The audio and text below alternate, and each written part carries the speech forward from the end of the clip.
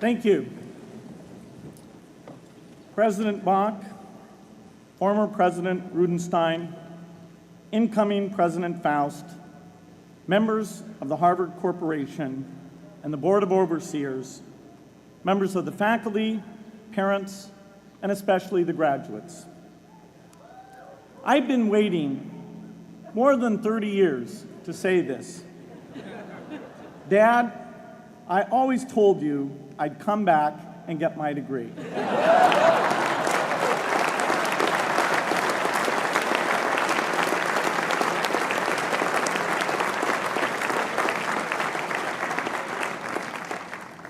I want to thank Harvard for this honor.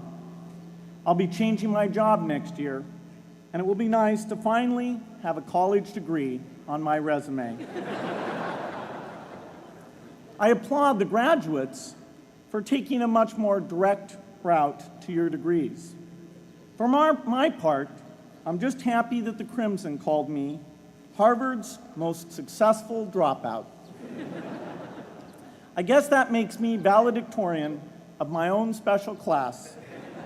I did the best of everyone who failed. But I also want to be recognized as the guy who got Steve Ballmer to drop out of business school.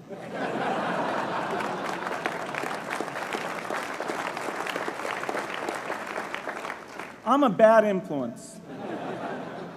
That's why I was invited to speak at your graduation.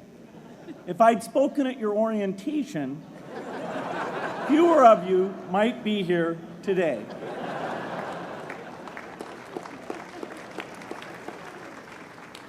Harvard was a phenomenal experience for me. Academic life was fascinating. I used to sit in on lots of classes that I hadn't even signed up for. And dorm life was terrific. I lived up at Radcliffe in Currier House. There were always a lot of people in my dorm room late at night discussing things because everyone knew that I didn't worry about getting up in the morning. That's how I came to be the leader of the antisocial group. We clung to each other as a way of validating our rejection of all those social people. Radcliffe was a great place to live. There were more women up there, and most of the guys were math science types. The combination offered me the best odds, if you know what I mean. That's where I learned the sad lesson that improving your odds doesn't guarantee success. One of my biggest memories of Harvard came in January 1975, when I made a call from Currier House to a company in Albuquerque, New Mexico, that had begun making the world's first personal computer. I offered to sell them software. I worried they would realize I was just a student in a dorm and hang up on me. Instead, they said, "We're not quite ready. Come see us in a month," which was a good thing because we hadn't written the software yet. From that moment, I worked day and night on the extra credit project that marked the end of my college education and the beginning of a remarkable journey with Microsoft. What I remember above all about Harvard was being in the midst of so much energy and intelligence. It could be exhilarating, intimidating, sometimes even discouraging, but always challenging. It was an amazing privilege, and though I left early, I was transformed by my years at Harvard, the friendships I made, and the ideas I worked on.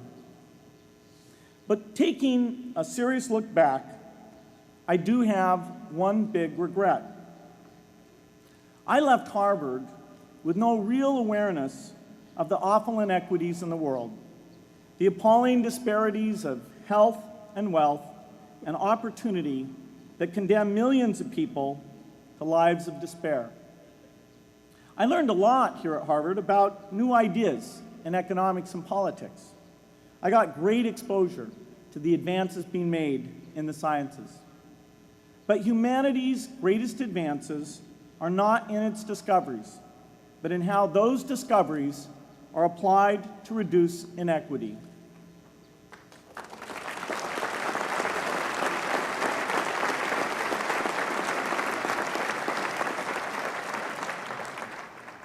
Whether through democracy, strong public education, quality health care, or broad economic opportunity, reducing inequity is the highest human achievement. I left campus knowing little about the millions of young people cheated out of educational opportunities here in this country. And I knew nothing about the millions of people living in unspeakable poverty and disease in developing countries. It took me decades to find out. You graduates came to Harvard at a different time. You know more about the world's inequities than the classes that came before. In your years here, I hope you've had a chance to think about how, in this age of accelerating technology, we can finally take on these inequities and we can solve them. Imagine, just for the sake of discussion, that you had a few hours a week and a few dollars a month to donate to a cause. And you wanted to spend that time and money where it would have the greatest impact in saving and improving lives. Where would you spend it? For Melinda and I, the challenge is the same. How can we do the most good for the greatest number with the resources we have? During our discussions on this question, Melinda and I read an article about the millions of children who are dying every year in poor countries from diseases that we had long ago made harmless in this country: measles, malaria, pneumonia, hepatitis B, yellow fever. One disease that I had never heard of, rotavirus, was killing 500,000 children each year, none of them in the United States. We were shocked. We had assumed that if millions of children were dying and they could be saved, the world would make it a priority to discover and deliver the medicines to save them. But it did not. For under $1, there were interventions that could save lives that just weren't being delivered. If you believe that every life has equal value, it's revolting to learn that some lives are seen as worth saving and others are not. We said to ourselves, this can't be true, but if it is true, it deserves to be the priority of our giving. So we began our work in the same way anyone here would begin it. We asked, how could the world let these children die? The answer is simple and harsh. The market did not reward saving the lives of these children, and governments did not subsidize it. So the children died because their mothers and fathers had no power in the market and no voice in the system. But you and I have both. We can make market forces work better for the poor if we can develop a more creative capitalism. If we can stretch the reach of market forces so that more people can make a profit, or at least earn a living, serving people who are suffering from the great inequities. We can also press governments around the world to spend taxpayer money in ways that better reflect the values of the people who pay the taxes. If we can find approaches that meet the needs of the poor in ways that generate profits for business and votes for politicians, we will have found a sustainable way to reduce inequity in the world. Now, this task is open-ended. It can never be finished. But a conscious effort to answer this challenge can change the world.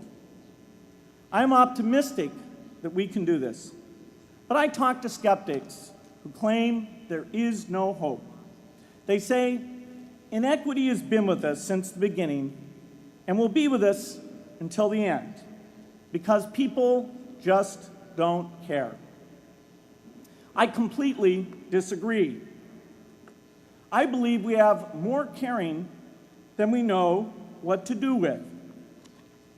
All of us here in this yard, at one time or another, have seen human tragedies that broke our heart, and yet we did nothing, not because we didn't care, but because we didn't know what to do. If we had known how to help, we would have acted. The barrier to change is not too little caring. It is too much complexity. To turn caring into action, we need to see a problem, see a solution, and see the impact. But complexity blocks all three steps. Even with the advent of the internet and 24-hour news, it is still a complex enterprise to get people to truly see the problems. When an airplane crashes, officials immediately call a press conference. They promise to investigate, determine the cause, and prevent similar crashes in the future. But if the officials were brutally honest, they would say, of all the people in the world who died today from preventable causes, 0.5% were on this plane. We're determined to do everything possible to solve the problem that took the lives of the 0.5%. The problem is not just the plane crash, but the millions of preventable deaths. We don't read much about these deaths. The media covers what's new, and millions of people dying is nothing new. So it stays in the background where it's easy to ignore. But even when we do see it or read about it, it's difficult to keep our eyes on the problem. It's difficult to look at suffering if the situation is so complex that we don't know how to help. And so we look away.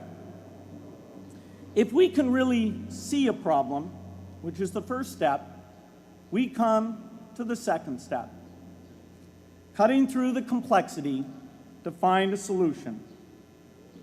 Finding solutions is essential if we want to make the most of our caring.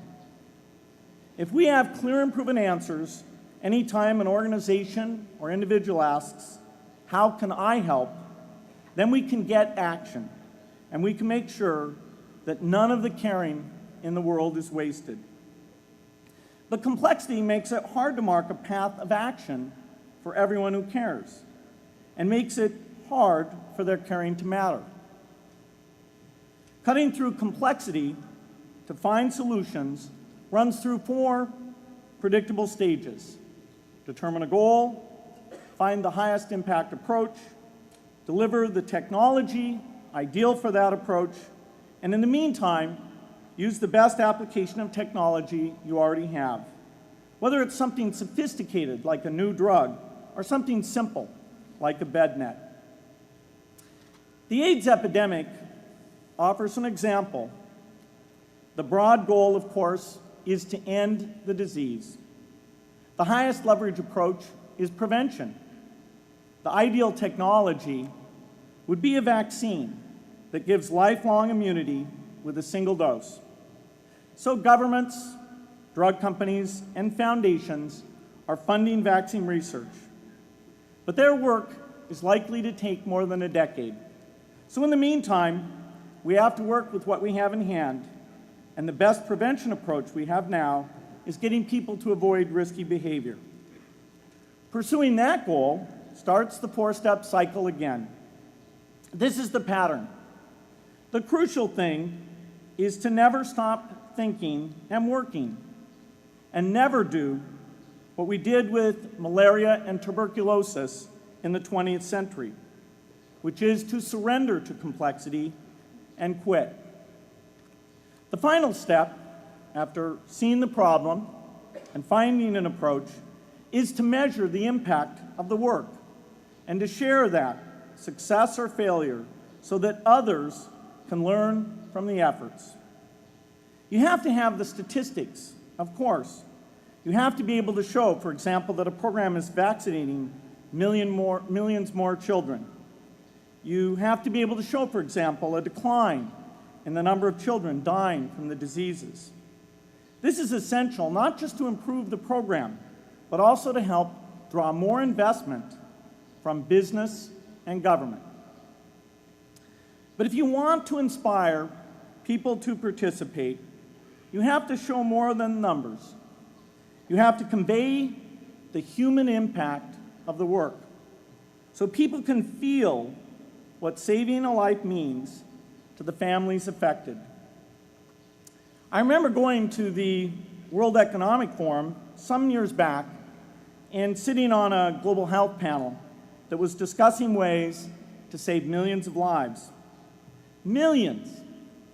Think of the thrill if you could save just one person's life, then multiply that by millions. Yet, this was the most boring panel I've ever been on. Ever. So boring, even I couldn't stand it. What made that experience especially striking was that I had just come from an event where we were introducing version 13 of some piece of software, and we had people jumping and shouting with excitement. I love getting people excited about software, but why can't we generate even more excitement for saving lives? You can't get people excited unless you can help them see and feel the impact.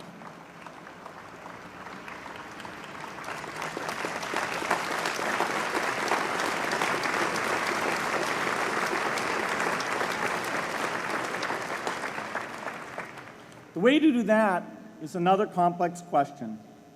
Still, I'm optimistic. Yes, inequity has been with us forever, but the new tools we have to cut through complexity have not been with us forever. They are new.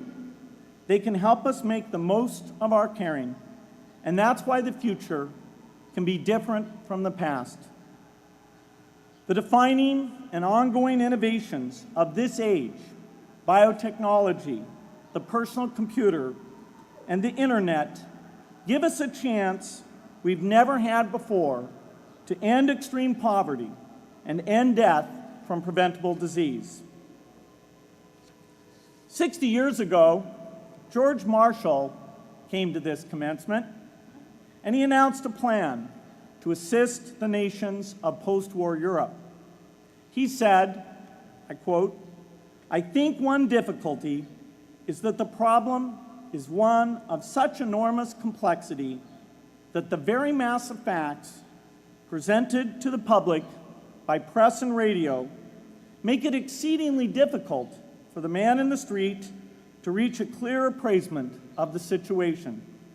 It is virtually impossible at this distance to grasp at all the real significance of the situation."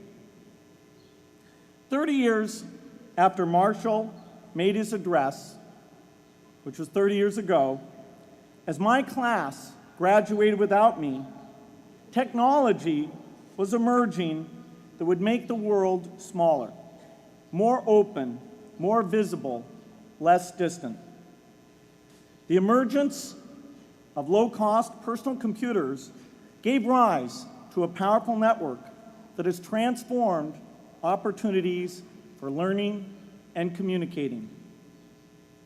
The magical thing about this network is not just that it collapses distance and makes everyone your neighbor. It also dramatically increases the number of brilliant minds we can bring in to work together on the same problem. And it scales up the rate of potential innovation to a staggering degree. At the same time, for every person who has access to this technology, 5 people don't. That means many creative minds are left out of this discussion. Smart people with practical intelligence and relevant experience who don't have the technology to hone their talents or contribute their ideas to the world. We need as many people as possible to gain access to this technology because these advances are triggering a revolution in what human beings can do for one another. They are making it possible, not just for national governments, but for universities, corporations, small organizations, and even individuals to see problems, see approaches, and measure the impact of their efforts to address the hunger, poverty, and desperation George Marshall spoke of 60 years ago. Members of the Harvard family, here in the yard is one of the great collections of intellectual talent in the world. For what purpose? There is no question that the faculty, the alumni, the students, and the benefactors of Harvard have used their power to improve the lives of people here and around the world. But can we do more? Can Harvard dedicate its intellect to improving the lives of people who will never even hear its name? Let me make a request of the deans and the professors, the intellectual leaders here at Harvard.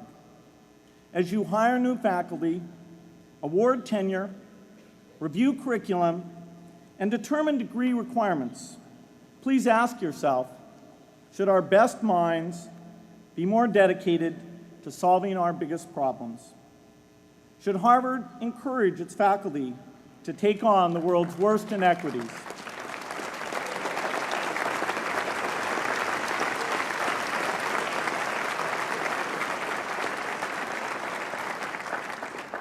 Should Harvard students know about the depth of global poverty, the prevalence of world hunger, the scarcity of clean water, the girls kept out of school, the children who die from diseases we can cure? Should the world's most privileged learn about the lives of the world's least privileged? These are not rhetorical questions.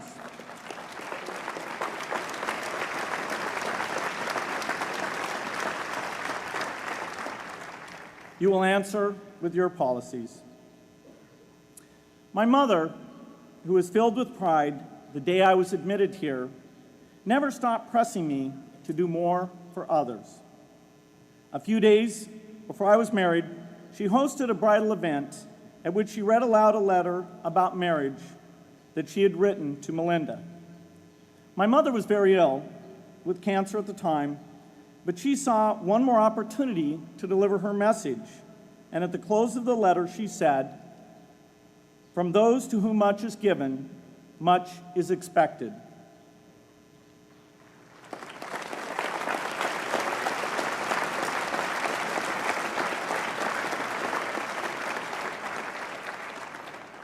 When you consider what those of us here in this yard have been given in talent, privilege, and opportunity, there is almost no limit to what the world has a right to expect from us. In line with the promise of this age, I want to exhort each of the graduates here to take on an issue, a complex problem, a deep inequity, and become a specialist on it. If you make it the focus of your career, that would be phenomenal. But you don't have to do that to make an impact. For a few hours every week, you can use the growing power of the internet to get informed, find others with the same interests, see the barriers, and find ways to cut through them. Don't let complexity stop you. Be activists. Take on big inequities. I feel sure it will be one of the great experiences of your lives. You graduates are coming of age in an amazing time. As you leave Harvard, you have technology that members of my class never had. You have awareness of global inequity, which we did not have. And with that awareness, you likely also have an informed conscience that will torment you if you abandon these people whose lives you could change with modest effort. You have more than we had. You must start sooner and carry on longer. And I hope you will come back here to Harvard 30 years from now and reflect on what you have done with your talent and your energy.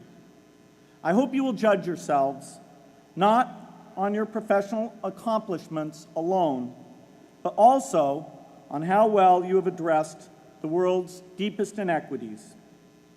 on how well you treated people a world away who have nothing in common with you but their humanity.